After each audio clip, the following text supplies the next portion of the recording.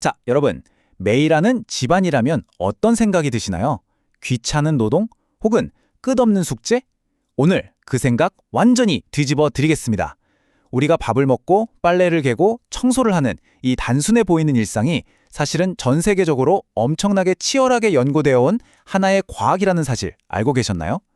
우리가 매일 숨쉬는 가정이라는 공간이 얼마나 정교한 학문의 결정체인지 오늘 그 흥미로운 여정을 파헤쳐 보겠습니다. 오늘 살펴볼 흐름을 아주 빠르게 짚고 넘어가 보죠.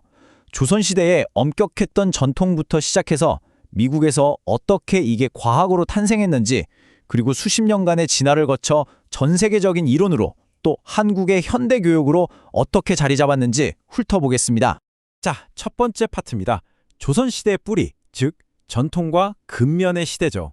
그 당시 규범서들이 말하는 이른바 이상적인 여성상을 보면 와, 정말 엄청난 밀도의 인간관계를 요구합니다.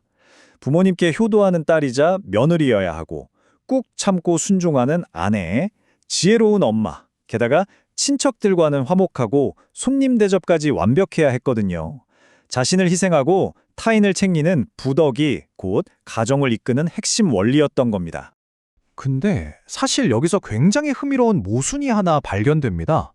겉으로는 그렇게 무거운 도덕적 희생을 강조하면서도요, 홍만선의 산림경제 같은 문헌을 자세히 들여다보면 실상은 거의 현대 경영학 수준입니다. 철저하게 예산을 짜고 절약하고 심지어 일하는 사람들을 통솔하는 과학적인 관리 기법들이 빽빽하게 담겨 있거든요. 그러니까 이미 그때부터 도덕을 넘어선 실무 매니저로서의 역할이 확고했던 거죠. 두 번째 파트로 넘어가 볼까요?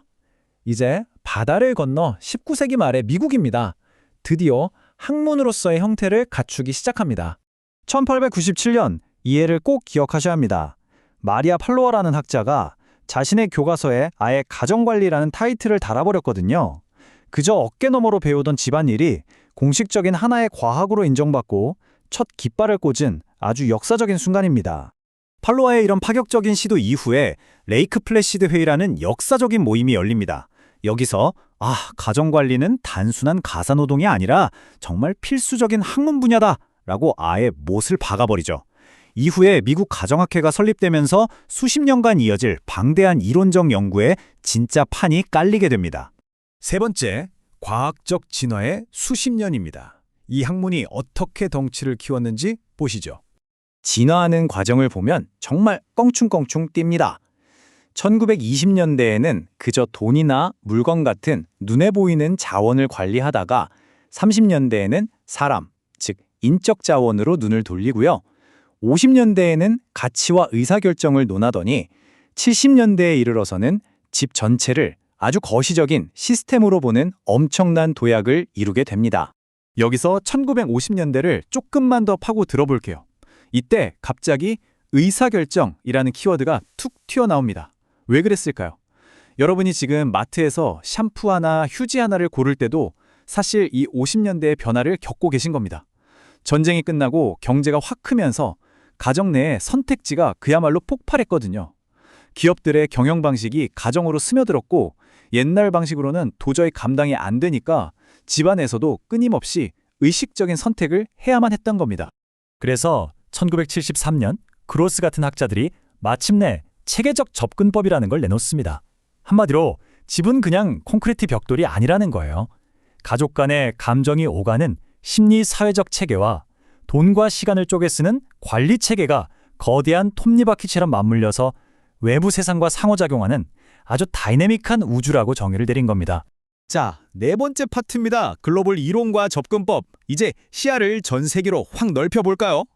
미국이 이렇게 시스템을 만들 때 다른 나라들은 완전히 다른 렌즈로 가정을 들여다보고 있었습니다. 전후 정책 연구들을 보면 가정을 단순히 사적인 공간이 아니라 국가의 노동력을 끊임없이 재생산해내는 엄청난 경제 원동력으로 분석했어요. 반면에 일본의 근대주의 학자들은 가정을 거대한 생태학적 체계로 보고 그 본질은 오로지 의사결정에 있다고 봤죠. 해석은 달라도 가정이 엄청나게 중요하다는 결론은 똑같았습니다. 그럼 결국 이 전 세계 과학자들의 최종 목표는 뭐였을까요? 그냥 멋진 논문 쓰기? 절대 아닙니다. 우리 삶의 진짜 생활권의 바탕을 두고 가족들이 매일같이 부딪히는 그 현실적인 문제들에 대한 실질적인 답을 찾는 거였습니다. 더 나은, 더 창조적인 새로운 라이프 스타일을 만들기 위해서 말이죠. 드디어 마지막 5번째 파트입니다. 한국의 현대교육, 이 복잡한 과학이 우리나라에 어떻게 뿌리를 내렸는지 살펴보죠. 그 역사적 규모가 커지는 과정을 보면 진짜 놀랍습니다. 1886년 이화학당 설립 이후 1896년에 최초로 가사라는 단일 수업이 생겼는데요. 불과 몇십 년 뒤인 1964년에는 연세대학교에 아예 독립된 최초의 가정대학이 세워집니다. 조그만 수업 하나가 거대한 단과대학으로 격상된 그야말로 폭발적인 성장인 거죠. 그리고 그 열기는 오늘날까지도 짱짱하게 이어지고 있습니다. 1947년에 출범한 대한가정학회를 필두로 가정관리학회, 가족자원경영학회까지 이 전문가들이 구축한 촘촘한 네트워크 덕분에 지금 이 순간에도 한국 가정의 그 복잡다단한 시스템들은 아주 꼼꼼하고 엄밀하게 연구되고 있습니다. 자, 이제 마지막으로 여러분께 질문을 하나 던지고 싶네요. 여러분은 오늘 여러분만의 그 가정이라는 생태계 속에서 이 복잡한 심리 사회적 체계와 관리 체계를 어떻게 경영하고 계신가요? 다음에 무심코 설거지를 하거나 생필품을 고르실 때 한 번쯤 떠올려 보셨으면 좋겠습니다. 여러분의 그 작은 결정 하나하나가 가족이라는 거대한 시스템을 움직이는 진짜 과학이라는 사실을요.